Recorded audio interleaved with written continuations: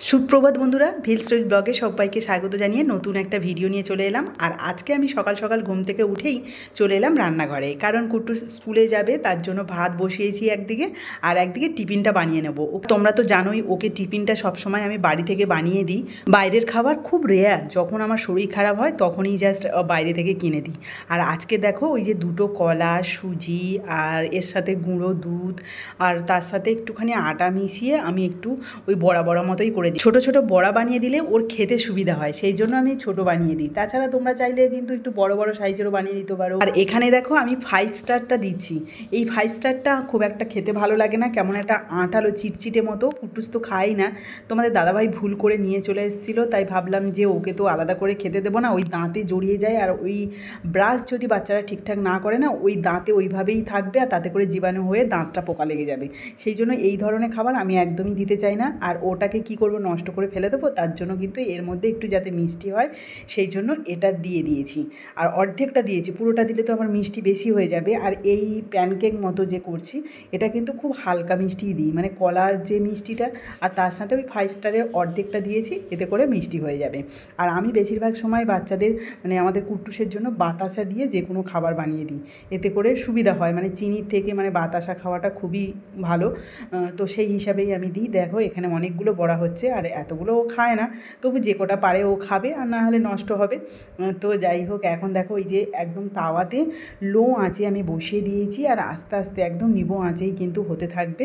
আর এদিকে আমি ছোলাটা ভিজিয়ে দিচ্ছি, এখন থেকে ঠিক করেছি শরীরের প্রতি একটু যত্ন নেব। আর ছোলাটা দেখো ভিজিয়ে দিয়েছি সকালবেলায়, এটাতে বিকেলবেলা মানে মুড়ি দিয়ে খেতে ভালো হবে। আর মুড়ি দিয়ে ছোলা খেলে কিন্তু মানে পেটটাও অনেকক্ষণ ভরা থাকে, একটু মশলা মুড়ি মতো বানিয়ে খেলে। তো এখন দেখো ছোলাটা ভালো করে ধুয়ে নিলাম, এবার জল দিয়ে ভিজিয়ে রাখবো। আর তারপরে চলে এলাম বোতলে জল ভরতে। এবার থেকে তো আমি একটু বোতল মেপে জল খাওয়ার চেষ্টা করছি, সেই জন্য এই বোতলটা আমি এখন প্রথমেই ভরে রেখে দিচ্ছি সকালবেলা। আর তার সাথে সাথে আরও কিছু জলের বোতল ভরে রাখবো, তাতে করে সবার জল খেতে সুবিধা হবে। তা না হলে কি বলো তো, মগে করে জল ভরে খাওয়াটা কারোর পক্ষে সম্ভব হয় না সবসময়, কারণ আমাদের জল খাওয়াতে একটু অনীহা রয়েছে। মানে জল যদি হাতের কাছে থাকে তবুও খাওয়া হয় না, আর সেখানে যদি না থাকে তাহলে তো কথাই নেই, ওইভাবে জল খাওয়া হবে না, আমরা এদিক ওদিক ঘুরে বেড়াবো। তো আমি এখানে জল ভরতে ভরতে প্রায় 500 ml মতো জল খেয়ে নিলাম একদম খালি পেটে সকালবেলা। আর এদিকে কুট্টুস এখনও ঘুমোচ্ছে, 7:05 মতো বেজে গেছিলো। তারপরে ওকে ডাকলাম, ডাকার পরে ব্রাশ ট্রাশ করিয়ে অল্প একটু খাইয়ে দিয়েছি, মানে ভাত খেয়েছে দুগাল মতো, এখন শরীর খারাপ তো একদমই খেতে চাইছে না। তো ওকে এখন রেডি করে দেওয়া হয়েছে। আর জানো তো এখন ঠান্ডা ওয়েদার, মানে বৃষ্টি হচ্ছে বাইরে, আর এখন যে কি হচ্ছে, প্রত্যেক দিন সকালবেলা স্কুল যাওয়ার সময় না বৃষ্টি আসছে, আর এই বৃষ্টির মধ্যে যাওয়ার সময় ও তো ঠান্ডা লেগে যেতে পারে, সেই জন্য আমি মাঙ্কি টুপিটা দিয়ে রাখছি। আর ঠান্ডা তো এমনি লেগেই আছে, ও তো জ্বর আসছে বারবার, আবার চলে যাচ্ছে। আর যেহেতু ও যেতে চাইছে স্কুলে, সেই জন্য নিয়ে যাচ্ছি, আর যবে যেতে চাইবে না তখন আর নিয়ে যাব না। আর প্রচণ্ড দুর্বল হয়ে যায় জানো তো স্কুল থেকে আসার পর, তো ভাবছি যে এক দুদিন স্কুলে নিয়ে গিয়ে তারপরে আর নিয়ে যাব না। আর বাইরে বৃষ্টি হচ্ছে, তার মধ্যে থেকে আমরা এখন স্কুলে যাচ্ছি। আর ও শরীর খারাপ বলে ও আমাকে এখন বলেছে স্কুলে দিয়ে আসতে, ও নিয়ে আসছে। টিফিন কত দূর হলো? এই যে চলছে, দেখি কি বানাচ্ছ, ভালো করে দেখি একটু। ওরে বাস, দারুণ ব্যাপার। হ্যাঁ, আজকে টিফিনটা পুরোপুরি অন্যরকম। এটা ব্যাটার? হ্যাঁ, ব্যাটার আছে এখানে, পুরো আছে। হ্যাঁ, আগের দিনও ব্যাটার পুর দিয়ে এটা বানালে না? ওটা ব্যাটার ছিল না, ওটা একটু শক্ত শক্ত করে মাখিয়েছিল না ময়দা, ওটা কিন্তু দারুণ টেস্ট হয়েছিল। এটাও টেস্ট হবে আশা করি। হ্যাঁ, সে ময়দা মেখে একটু পাতলা পাতলা করে মেখে আসছেই। ঠিক আছে, কড়াই তেল থাকলে হবে না, তাই তো? বন্ধুরা তো ভিডিওটা দেখলে বুঝতে পারবে। তো যাই হোক, এখন বাজে কিন্তু 11:40 মতো, এই 10:40, সরি 10:40। সকালবেলা ছেলে অনেকটা কষ্ট করেই দিয়ে এসেছি স্কুলে, কিন্তু মনটা একদমই ভালো নেই, ওর যেমন ভালো নেই আমাদেরও ভালো নেই। না, খুব চিন্তা হচ্ছে, টেনশন হচ্ছে। আবার বাড়ি থাকলেও কিছু কিছু ওই ফোন দেখবে, শুয়ে থাকবে, আর শুধু শুয়ে থাকছে। ওর শরীরটা এতটাই দুর্বল যে উঠতে পারছে না। আর তাছাড়া ও নিজের থেকেই বলছে যে হ্যাঁ স্কুলে যাবো, সেই জন্য স্কুলে গেলে বাচ্চাদের সঙ্গে থাকলো দেখলো একটু মানে মনটা ভালো থাকবে, সেটাই ফ্রি হতে পারবে খানিকটা। কিন্তু আমাদের টেনশন হচ্ছে, কারণ এতটাই দুর্বল যে কি বলবো, বসে থাকতে পারবে না। দেখেইছো তো যে ওর শরীরে আর কিচ্ছু নেই, কিন্তু কি যে চলছে আমাদের উপর দিয়ে, তো সে একমাত্র ভগবানই জানে।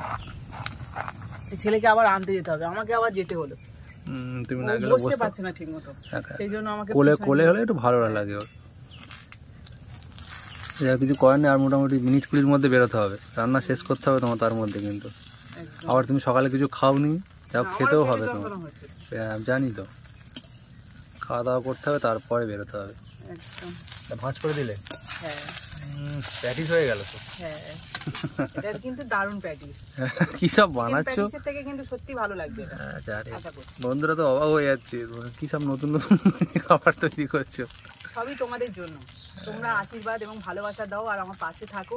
আর আমাদের পরিবারে বিশেষ করে আমাদের 3 জনের উপর দিয়ে যা যাচ্ছে তোমরা তো সঙ্গে আছো এবং সাপোর্ট করছে। হ্যাঁ, কমেন্ট করছে, তার জন্য ভালো লাগে ওগুলো। একদম কমেন্টগুলো দেখলে মানে সাহস হয় মনে একটা। তোমাদের থেকে আমরা অনেক কিছু জানতেও পারছি যে অনেক কেন এত সমস্যা হচ্ছে আমরা নিজেরাও জানি না। কিন্তু আমার মনে যে সমস্যাটা হচ্ছে যে আমি ভাবছি যে আমাদের মন্দিরটা হচ্ছে না বলে, তাই ভাবছি যে তাই আজকেও স্কুল থেকে আসার সময় বলছিলাম আগে তুমি মন্দিরটাই করো, যা হয় হবে।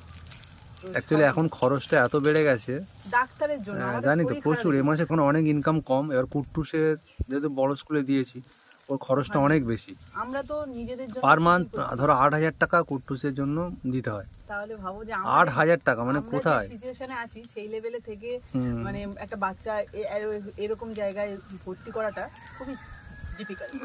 তাও আমাদের ইনকামের মানে ম্যাক্সিমামটা দিয়ে ওর পড়াশোনাটা করাচ্ছি। মানে আমরা চাইলে বাড়ি ঘরের দিকে কাজ করাতে পারি, মন্দিরটা এক্ষুনি রেডি করাতে পারি বা অনেক কিছু করতে পারি। উদ্দেশ্য আমার ছেলেটাকে ভালো করে হ্যাঁ, তার জন্যই ওকে ভালো স্কুলে দেওয়া। আর খরচ যতটা হয় করে যাব, কোনো অসুবিধা নেই।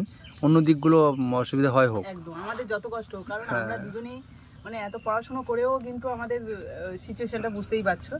তো সেই জন্য ছেলেটাকে চাইছি যে ভালো করে মানুষ করা, আর ওটাই আমাদের সবথেকে বড় উদ্দেশ্য। তো তোমরা আশীর্বাদ করো এবং ভালোবাসা দিও যাতে ছেলেটাকে ভালো করে মানুষ করতে পারি, আমাদের কিছু দরকার নেই। তো দেখো তাড়াহুড়ো করে রান্নাটা সেরেই সঙ্গে সঙ্গে আমরা বেরিয়ে গেছি কুট্টুসকে আনতে। এত খিদে পেয়েছিল তবুও কিন্তু খাওয়ার সময় পাইনি একদম। আর জাস্ট স্কুলে এলাম আর গেটও খুলে দিয়েছে, সঙ্গে সঙ্গে কুট্টুসকে নিয়ে বেরিয়ে এলাম। আর দেখো যে টিফিনটা বানিয়েছিলাম সেই টিফিন ওকে একটুখানি খেতে দিলাম। আর তাছাড়া প্রিয়াঙ্কা অতসীর জন্যও নিয়ে গেছি, তবে অতসীর সাথে দেখা হয়নি বলে প্রিয়াঙ্কাকেই দিয়ে দিয়েছিলাম। আর এখন কুট্টুসকে একটুখানি দিয়েছি, ওর ঝাল লেগেছে বলে আর খেলো না। তারপরে প্রিয়াঙ্কা ম্যাঙ্গো জুস দিয়েছিল, সেটাই খাচ্ছে। আর এখানে তোমাদের দাদাভাই মেডিসিন কেনার জন্য ওই যে দোকানে গেছে, কুট্টুসের একটা মেডিসিন কেনার ছিল।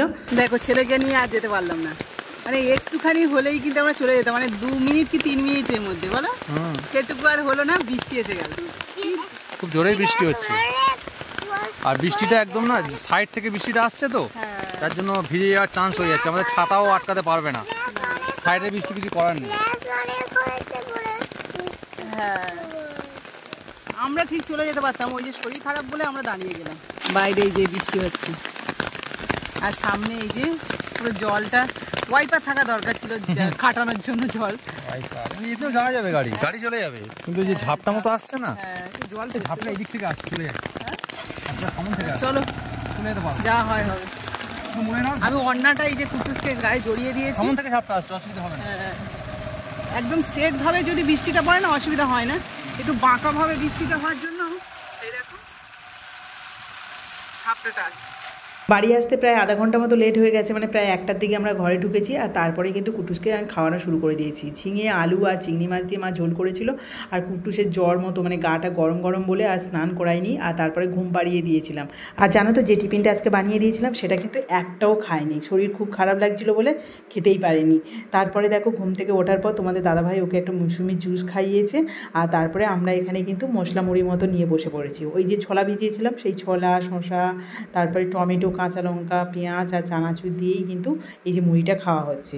চলো মুড়ি খেতে খেতে তোমাদের কমেন্টগুলো এবার পড়ে নিই। প্রথমে আমি ইউটিউব থেকে কমেন্ট পড়ছি পূর্ণিমা দাসের। তুমি বলেছো তোমার রান্নাঘরে নতুন সেট আপ দারুণ লাগলো বৌদি, থ্যাংক ইউ সো মাচ। এরপরে আসি চৈতালি গাঙ্গুলি। তুমি বলেছো বাচ্চাকে এত খাবার দিও না, যতই বাবা হও, বাচ্চাদের এত খাওয়ানো একদম উচিত নয়।